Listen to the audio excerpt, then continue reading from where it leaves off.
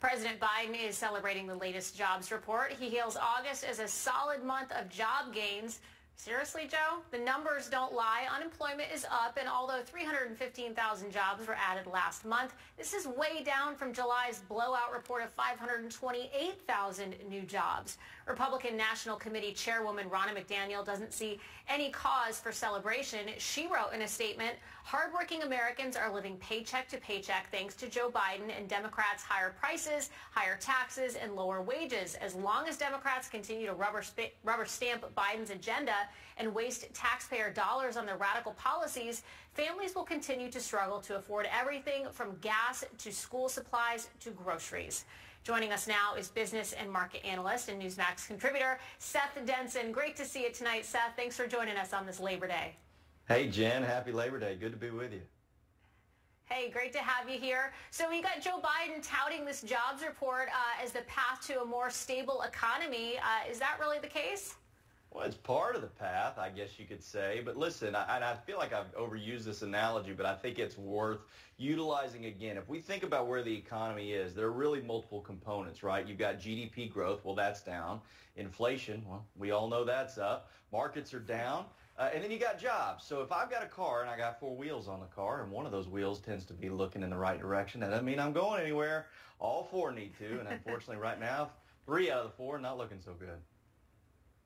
Seth, that is the perfect analogy for those of us who are not econ geeks like you are, and I say that in the nicest way. Hey, I'm fun at parties. So let me ask you, I bet you are, actually. You know, the Biden administration, they claim that the jobs report shows that inflation could be coming down soon. Do you think that's true? I mean, sure, you see gas prices going down, but I know at the grocery store I'm not seeing prices coming down. Do you think we're going to see that, any changes, at least during Biden's presidency? I do think that we will see inflation start to come down during his presidency. But I think that's you never know. Labor Day. You never know. That's a conversation for another day.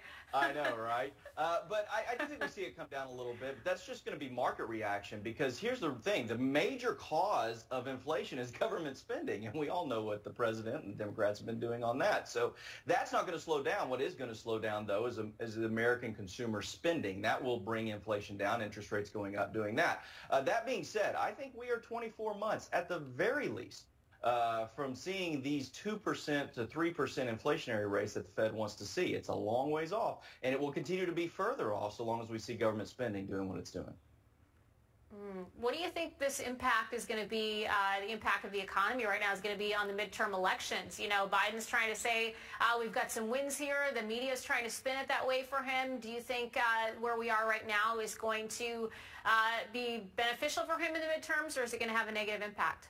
Well, I think that depends more on Republicans than it does Democrats, honestly, Jen. And I think that the more that we don't focus on the economy, the more Democrats like that. Jimmy Carville said it best. It's the economy, stupid. And if Republicans get off message and start talking about things other than the economy, then they only will have themselves to blame if they don't get the results that they want. The Biden administration is doing everything they can to hand the Republicans control on a silver platter, but Republicans can't take this bait that's constantly out there to talk about other things. Stick with the economy. It's a winning message. Because the Biden administration is just not doing what they need to do there. Yeah, and of course, you know, you have to look at the fact that they passed this whole Bidenflation scam designed to raise taxes on families during a recession. They're hiring 87,000 new IRS agents. They're going to go after the middle class. Your thoughts on that?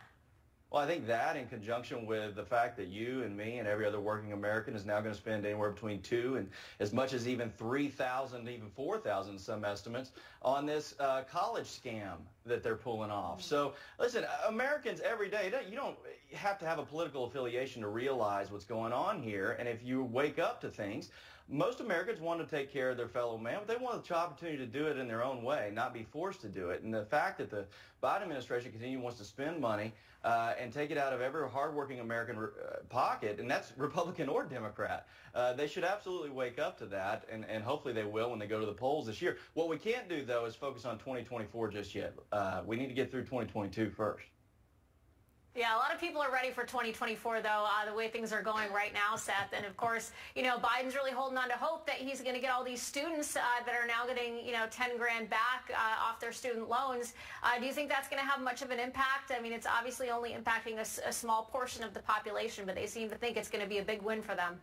It may, if it ends up going through, and the Biden administration may have had a win-win there from that perspective, because if it doesn't go through, then they can point to these Republicans who got that shot down, when in reality it was just unconstitutional to begin with. But nonetheless, it might get some of these folks to show up. But the reality is the vast majority of Americans that do show up to the polls are those that work for a living. And again, I think Republicans need to stay on message with that, talk about the fact that their dollar's not going nearly as far as it once did, their wages are down, and quite frankly, the outlook for their kids and grandkids is even worse. And again, it goes back to something we hear all the time. Are you better off today than you were 4 years ago? That's what the message will be in 2024. And likely the answer will be absolutely not. Yeah, you're absolutely right. Seth Denson, always love having you here. You put things in a great perspective that really makes sense. Thanks for joining us. Have a great week.